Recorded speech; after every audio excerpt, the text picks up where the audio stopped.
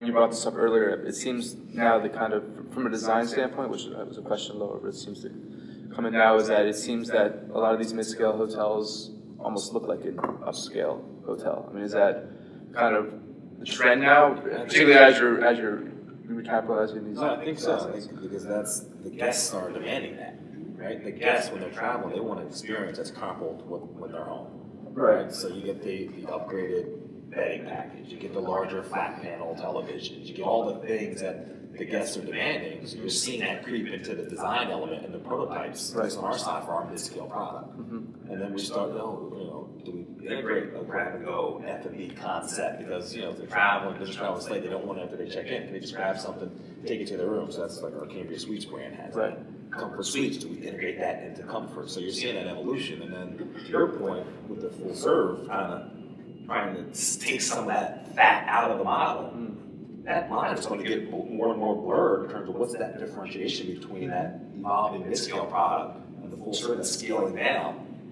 It's really going to get part of that. So it's going to be interesting to see kind of how that plays out and how we really start defining different brands. Particularly in the rooms. The going to a new Comfort Inn or a new mid-price hotel, it's difficult to see how that's going to be. That's different than a full-service Marriott hotel that maybe has a little bit of age on it. So really, it's the public areas that are the differential. But the rooms, the guests are almost expecting, as Brian said, they expect to get home, whether they're staying at a mid-price hotel or staying at a luxury hotel. So the rooms are becoming very similar, and I think the luxury hotels are falling over themselves, saying, "What else can I give them that they're not getting somewhere else? Can I give them better soap? Can I give them a bigger toothbrush? What can I give them? A bigger robe? What can I do?" Well, we were just at a Hyatt, and we walked in the rooms. We're looking at places for our conference. We walk into the hotel, and we're in the room, and they have the exact same linens as what you've done. The exact same ones. Jessica Junker back. Mine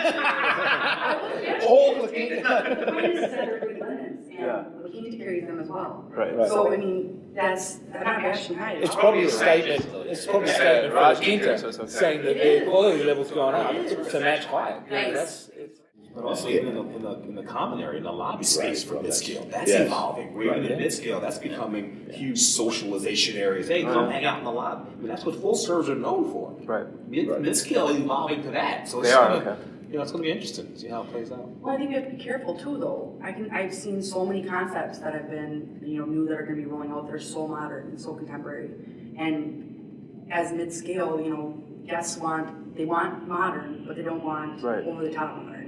Contemporary. They want clean. They want clean lines, neutral colors. It seems like they want something that it's like they're walking into their home, like you said. Well, as an owner of a hotel, if you're going to do that and you're going to go with one of these brands, you need that modern to last a little bit longer than a five-year-old PIP. Exactly. Because once I'm starting to do that, I'm coming down the road again. I'm going to have to rip the guts out of the lobby and put $800,000 into a brand new lobby there. It sort of doesn't make sense. So that design has got to be, you've got to be very careful where you do it and when you do it. Especially this $87 rate, or you probably can help with what the latest definition is for Midscale, but isn't it around between 80 and 90?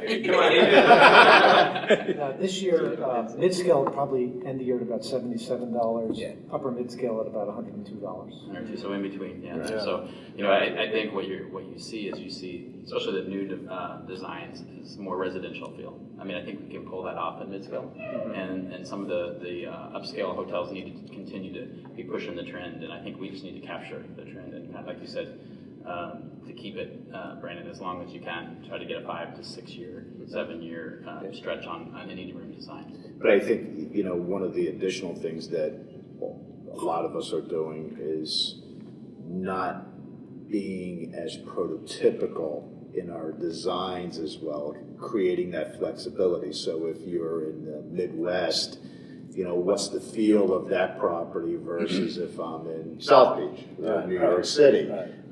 So I think have evolved to recognize, especially during this last downturn where we're all very competitive with each other, going after the same assets. understanding that flexibility, as long as you're not giving up the customer experience, those standards is a key to development, and making sure that all these things are in play from that standpoint. I think that's why you're seeing such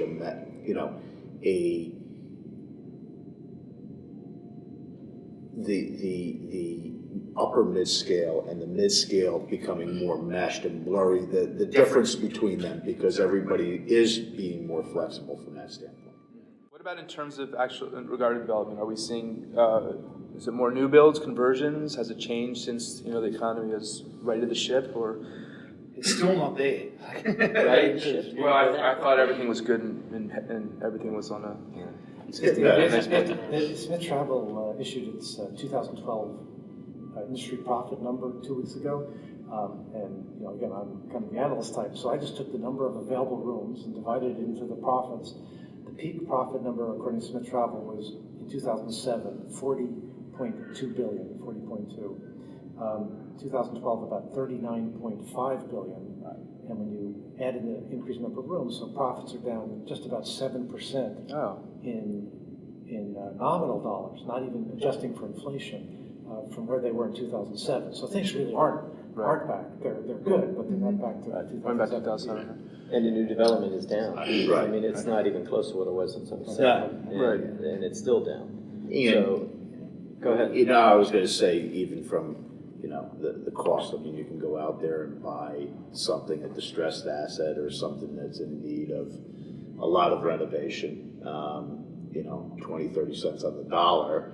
Put in that, as Mark said, 30 cents, and you're still below, building a new product in the marketplace, and you got a brand new property. I mean, it's amazing because, when we sit at committee looking at deals and trying to prove them, everybody will go, well, how can they? I go, well, you don't know the cost basis. I said, once you figure out what the cost basis is, I said, they're buying it for $10,000, $12,000 a key. They could put $20,000, $30,000 in renovations, because you'll see a massive pit, and they'll still make money. So there's so many of those opportunities still out there. So the answer is you're seeing still more conversions than new construction. And you're seeing it picking up. And they can get the money.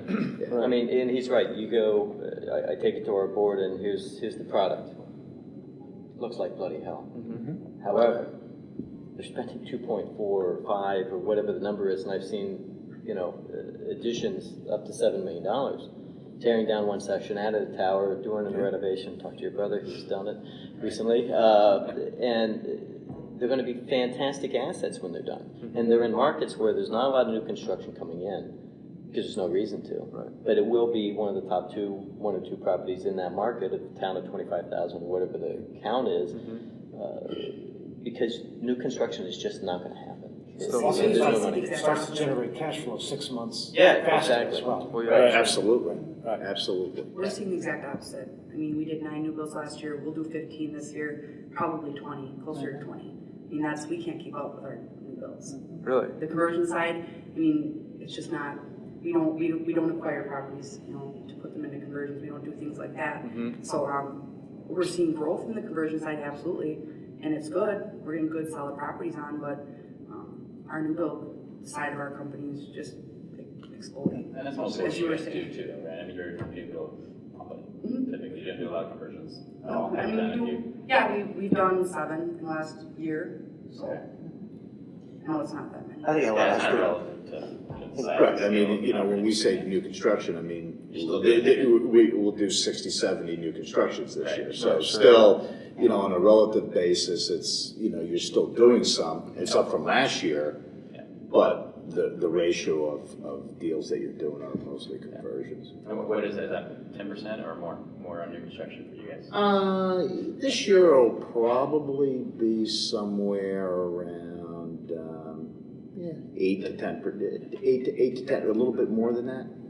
I think that's healthy in this environment. I don't know. Does Best Western about that too? We're about 30%, but we're not looking at the numbers because of the number of brands they have. We're looking at, so far this year, we've done 20 new construction, and that's a good mix between Canada and the U.S. because Canada is bouncing back. I've got some stuff going Kansas, Oklahoma, Texas, where Texas was dead for a couple of years. Now it's coming back, and Canada is still very strong because money is, you saw last week in Toronto, money is good in Canada. I mean, it's just there. Yeah. Well, you know what it was? It was that they've always required them to have 35 to 40% equity in the deals in Canada, even before the last cycle. What we now have to do. What we have to do now. So for them, it was no big deal. No, it was no big thing. I mean, you know, it slowed down. I think everybody, because some of them had money invested in the U.S. and felt it from that standpoint. But, you know, from that standpoint, I mean, it was a great show up there, and there's a lot of opportunity for new builds, you know, more new builds than oil and gas. I think for new development, 75 rooms and over, I mean, if you're going to go in, you have got to have a serious balance sheet. These are not the guys that were doing this 7 or 8 years ago. Some of the new developments that are coming through, these are long-term hoteliers that have done extremely well and can get the development dollars in some of these markets, and so it will come. And I'm definitely starting to see it, but again, it's like it hasn't gone off and gone crazy. Like new developments now coming. We're done with all the foreclosed assets that you can go and get at 30 cents on the dollar.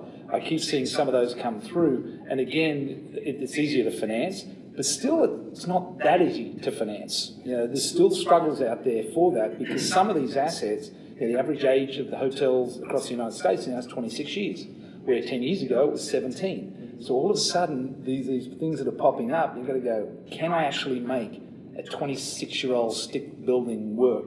Do I want to make it work? And do I want to put that PIP in there to actually, you know, go ahead with that, as opposed to sit back, wait, then potentially develop and own that, you know, own that particular market? What about